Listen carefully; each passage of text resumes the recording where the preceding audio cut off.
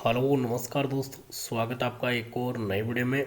तो ये आपका यूजीसी नेट पेपर फर्स्ट की सेकंड क्लास है और इसमें अपन ने पीवाईक्यू और कुछ इंपॉर्टेंट क्वेश्चन हैं जो बार बार रिपीट होते हैं, वो इस वीडियो में लिए गए हैं। तो क्लास को शुरुआत करने से पहले आप हमारे चैनल पर नहीं हो, चैनल को सब्सक्राइब कर लीजिएगा, बेल आइकन को प्रेस कर लीजिएगा और वीडियो अच्छा लगे तो वीडियो को लाइक कर दीजिएगा। तो शुरुआत करते हैं अपन। मूल्यांकन योजना के अव्यय क्या हैं? उद्देश्य, संसाधन, विश्लेषण, प्राधिकार। फिर नीचे देखो, इसमें नीचे दिए गए विकल्प से सही उत्तर चुनिए। देखो इसमें क्यूट क्वेश्चन ज़्यादा आते हैं आपके जो यूजीसी नेट है इसमें।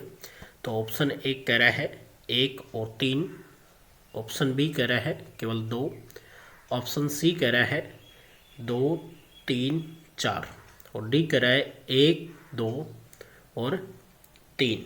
तो इसमें जो आपका अव्यय है वो ये आपका उद्देश्य है और एक विश्लेषण है। तो 1 और 3 आपका राइट रहेगा, तो ऑप्शन ए करेक्ट रहेगा। तो इसमें 1 नंबर करेक्ट रहेगा। अगला आपका, किस प्रकार के मूल्यांकन में अधिगमकर्ता की कमियों एवं कठिनाइयों की पहचान पर बल दिया जाता है? तो ये कह रहा है संकलात्मक मूल्यांकन, अनुवर्ती मूल्यांकन, नैदानिक मूल्यांकन, मानक संदर्भित मूल्यांकन। तो ये कह रहा है अधिगमकर्ता की कमियों और कठिनाइयों की पहचान पर बल दिया जाता है, तो वो है आपका नैदानिक मूल्यांकन। तो ऑप्शन सी आपका करेक्ट रहेगा। उसके बाद में अगला कह रहा है ज्ञान तक पहुँचने की किस विधि में संयुक्त रूप से विशिष्ट से सामान्य की ओर और सामान्य से विशिष्ट की ओर बढ़ने पर बल दिया जाता है?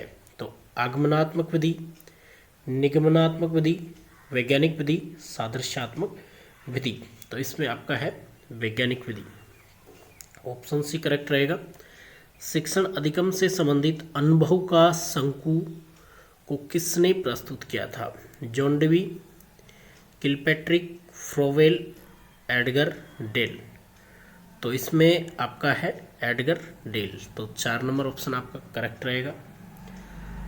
वह अध्ययन जिसमें प्रौढ़ अधिगम कार्यों हेतु रणनीतियों के रूप में भूमिका प्रदर्शन, अनुनमन और सहु मूल्यांकन का उपयोग किया जाता है, निम्नलिखित में से क्या कहलाता है? शिक्षण शास्त्र, एंड्रोलॉजी, नरविज्ञान और मनोविज्ञान। तो ये आपका होता है शिक्षण शास्त्र। 1 नंबर करेक्ट रहेगा। निम्नलिखित में से कौन सी निर्माणात्मक मूल्यांकन की विशेषता है? तो मूल्यांकन सत्रांत पर होता है। मूल्यांकन कार्यक्रम तैयार करने से पहले किया जाता है। मूल्यांकन शिक्षण का अधिगम परिणाम संसूचित करने से संबंधित है। मूल्यांकन शिक्षण के दौरान किया जाता है। तो इसकी विशेषता पूछा है, तो मूल्यांकन शिक्षण के दौरान किया जाता है। तो ऑप्शन डी आपका करेक्ट रहेगा। नेक्स्ट रहेगा आपका, एक विश्वविद्यालय शिक्षक किसी बाहरी परीक्षण एजेंसी द्वारा आयोजित सत्रांत मूल्यांकन में विद्यार्थियों के सामाजिक आर्थिक पृष्ठभूमि के संदर्भ में विद्यार्थियों के आकांक्षा स्तर का प्रभाव उनके शैक्षणिक निष्पादन पर अध्ययन करने की योजना बनाता है। इस अध्ययन में आश्रित चर क्या है? तो आश्रित चर देखो, इसमें ऑप्शन देख लेते हैं एक बार। विद्यार्थियों की आकांक्षा का स्तर, विद्यार्थियों की सामाजिक आर्थिक पृष्ठभूमि, विद्यार्थियों का शैक्षणिक निष्पादन, सत्रांत मूल्यांकन। तो इसमें आश्रित चर वो रहेगा आपका विद्यार्थियों का शैक्षिक निष्पादन, यानी ऑप्शन सी आपका करेक्ट रहेगा। नीचे दी गई सूची में से उन अनुदेशनात्मक पक्षों की पहचान कीजिए जो कक्षा योजना की संरचना का अंश है। सूची के नीचे दिए गए विकल्प में से अपना उत्तर चुनिए। अनुदेशनात्मक क्रियाकलाप की सूची है विद्यार्थियों का ध्यान प्राप्त करना, विद्यार्थियों को पूर्वकालिक ज्ञान, अधिगमकर्ता को उद्देश्यों के विषय में सूचित करना, अधिगम की पूर्व अपेक्षिता के रूप में सूचित करना, ग्रंथालय में पठन सामग्री की उपलब्धता की जांच करना, वांछित उत्तर प्राप्त करना। नीचे दिए गए विकल्पों में से उत्तर चुनिए। तो आपको इसमें क्या करना है? उत्तर चुनना है। तो कौन कौन से आपके सही हैं?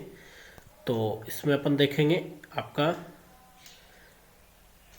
1 नंबर सही है, विद्यार्थियों का ध्यान प्राप्त करना।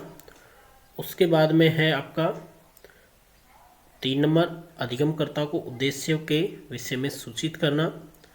और फिर आपका अधिगम की पूर्व अपेक्षिता के रूप में सूचित करना। तो 1 नंबर हो गया, 3 नंबर हो गया, फिर 4 नंबर हो गया। ग्रंथालय में पठन सामग्री की उपलब्धता की जांच करना। और लास्ट है आपका वांछित उत्तर प्राप्त करना। तो 1, 3, 4, 6। तो इसमें आपका ऑप्शन नंबर बी करेक्ट रहेगा। बोलते हुए सोचने की पद्धति है प्रदत्त के गौण स्रोतों का भाग, अधिगमकर्ता की रणनीति और निष्पादन की जांच के लिए प्रयुक्त तकनीक, प्राथमिक स्रोत उपलब्ध कराकर अधिगमकर्ता की अभिक्षमता परीक्षण की रणनीति, वैज्ञानिक शोध की आवश्यक विधि।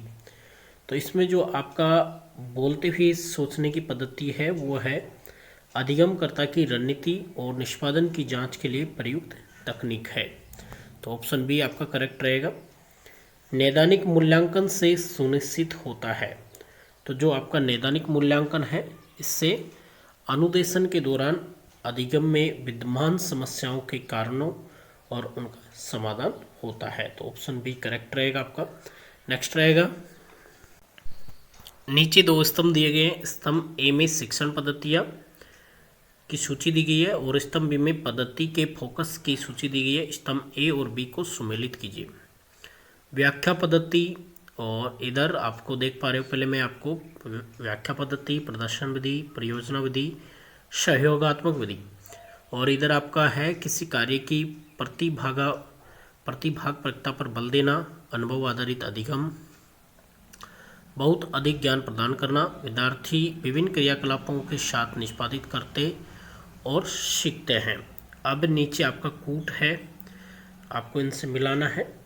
तो इसमें आपका रहेगा, एक बार इसको मिला देते हैं। यहाँ पे जो आपका व्याख्या पद्धति है वो है बहुत अधिक ज्ञान प्रदान करना, प्रदर्शन विधि है अनुभव पर आधारित अधिगम है, परियोजना जो आपकी विधि है, परियोजना विधि विद्यार्थियों में विभिन्न क्रियाकलापों के साथ में निष्पादित करते हुए सीखना।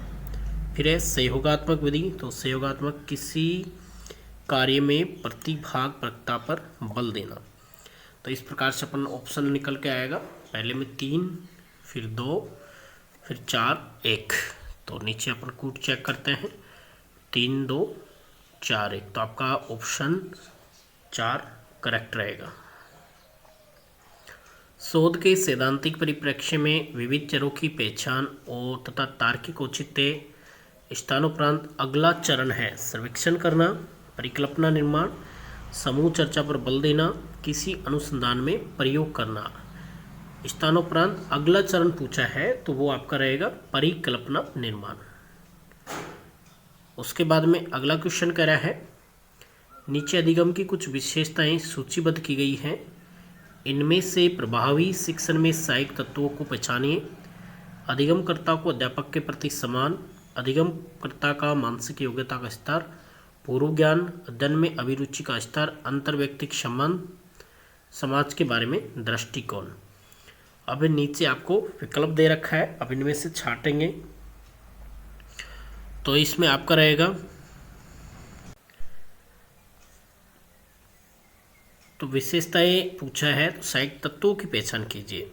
तो 1 नंबर है आपका अधिगमकर्ता का अध्यापक के प्रति सम्मान, तो इसमें सहायक तत्व ये नहीं हो सकता। दूसरा है अधिगमकर्ता का मानसिक योग्यता का स्तर, बिल्कुल ये आपका सही है, तो 2 नंबर सही रहेगा।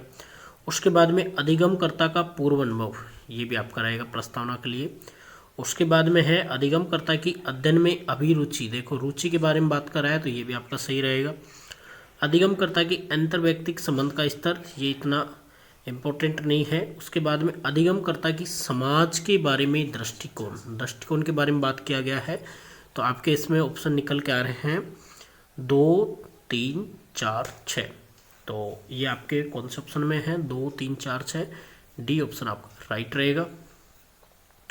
नीचे किसी अध्यापक द्वारा निष्पादित कार्यकलाप की सूची दी गई है। कौन से कार्यकलाप निर्माणात्मक मूल्यांकन की प्रकृति के हैं? निपुणता परीक्षण देना, क्विज सत्र का आयोजन, ग्रेडिंग प्रणाली में विद्यार्थियों का मूल्यांकन, शिक्षण में प्रतिपुष्टि देना, विद्यार्थियों के चिंतन को बढ़ावा देना। तो निम्नलिखित नीचे दिए गए विकल्पों में से अपना उत्तर चुनिए। तो आपको यहाँ पे उत्तर चुनना है। तो देखो, क्विज का आयोजन करना सही बात है, ग्रेडिंग प्रणाली में विद्यार्थियों का मूल्यांकन ये भी करेक्ट है, शिक्षण में प्रतिपुष्टि देना सही है, विद्यार्थियों के चिंतन को बढ़ावा देना तो ये आपका नहीं होगा। तो इसमें आपका रहेगा 2, 3, 4। तो ऑप्शन बी आपका करेक्ट रहेगा। नेक्स्ट क्वेश्चन रहेगा आपका, किस प्रकार के शोध में प्रतिभाग करने से अभ्यासकर्ता में सुधार होने के साथ साथ कार्य परिस्थितियों में भी सुधार की संभावना है? तो वो आपका है क्रियात्मक शोध। प्रभावशाली शिक्षण व्यवहारों की सूची में से उन्हें चुनिए जिन्हें मुख्य व्यवहार कहा जाता है। तो इसमें आपके ऑप्शन दे रखे हैं और इसके बाद में आपको विकल्प छांटना है। तो इसमें रहेगा आपका 1 नंबर रहेगा, एक तो सभी विद्यार्थियों को प्रत्यक्ष सर्वे मौखिक प्रदायगी, विद्यार्थियों को उत्तर विस्तारित करने के लिए प्रोत्साहित करना, अधिगमकर्ता के साथ साथ उत्साहपूर्ण और शिक्षा प्रदायी संबंध, प्रस्तुतिकरण के विविध तरीके, कक्षा को कम से कम अस्त व्यस्त करते दुर्व्यवहार को रोकना। तो इसमें आपका जो राइट आंसर रहेगा वो रहेगा आपका बी नंबर 1, 2, 3। जिस शोध विधि में सामान्यीकरण किया जाता है जो उसी प्रकार की अन्य परिस्थितियों पर लागू होता है इसे कहा जाता है।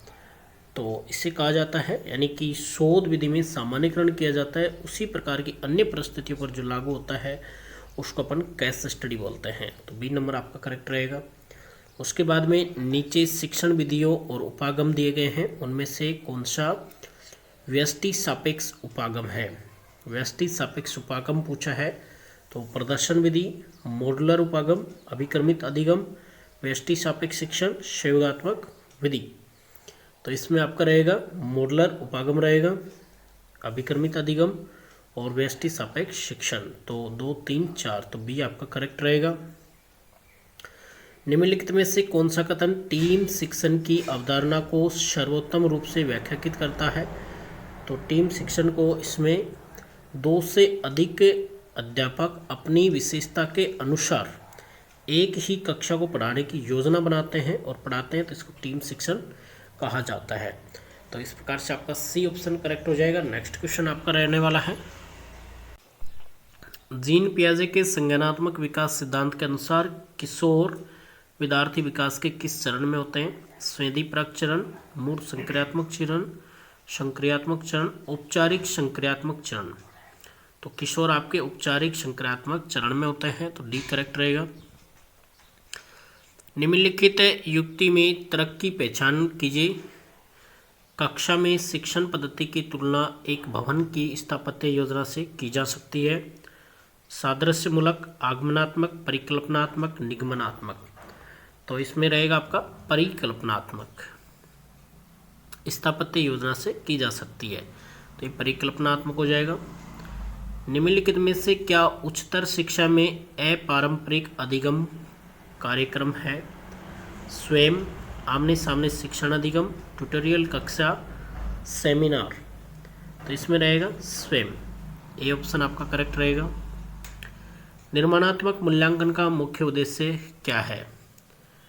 तो निर्माणात्मक जो मूल्यांकन है इसका जो मुख्य उद्देश्य है आपका वह है विद्यार्थियों के अधिगम को बढ़ावा देना, तो बी ऑप्शन करेक्ट रहेगा। विद्यार्थी केंद्रित कक्षा का प्रयोजन है व्यक्तिगत भिन्नता से निपटने के लिए शिक्षक उन्मुखी व्याख्यान का ह्रास, पूर्ववर्ती ज्ञान का प्रत्यास्मरण, समग्र कक्षा को अंतर्भूत करना। विद्यार्थी केंद्रित, तो इसमें विद्यार्थी केंद्रित बोला गया है, तो विद्यार्थी जो केंद्रित है शिक्षक उन्मुखी व्याख्यान का ह्रास, तो इसमें बी ऑप्शन आपका करेक्ट रहेगा। निम्नलिखित में से कौन सा अधिकतम निष्पादन परीक्षण का एक उदाहरण है? व्यक्तिगत परीक्षण, प्रक्षेपी व्यक्तिगत परीक्षण, अभिक्षमता परीक्षण, रुचि और अभिवर्ती मापनी। तो इसमें आपका क्या निष्पादन परीक्षण का एक उदाहरण है वह है आपका अभिक्षमता परीक्षण, तो आपका इसमें सी ऑप्शन करेक्ट रहेगा। तो इस प्रकार से आपके ये क्वेश्चन सोल्व हो जाएंगे। तो आज के इस वीडियो में अपन ने जाना पेपर फर्स्ट यूनिट फर्स्ट के टॉप 25 क्वेश्चन इस वीडियो में अच्छे से सोल्व किया। आई होप यू आपके वीडियो काफ़ी हेल्पफुल रहा होगा। तो वीडियो को लाइक कर दीजिएगा, चैनल पर नहीं हो चैनल को सब्सक्राइब कर लीजिएगा। तो वीडियो को लास्ट तक देखने के लिए धन्यवाद। मिलते हैं एक और नए वीडियो के साथ, तब तक के लिए जय हिंद, वंदे मातरम।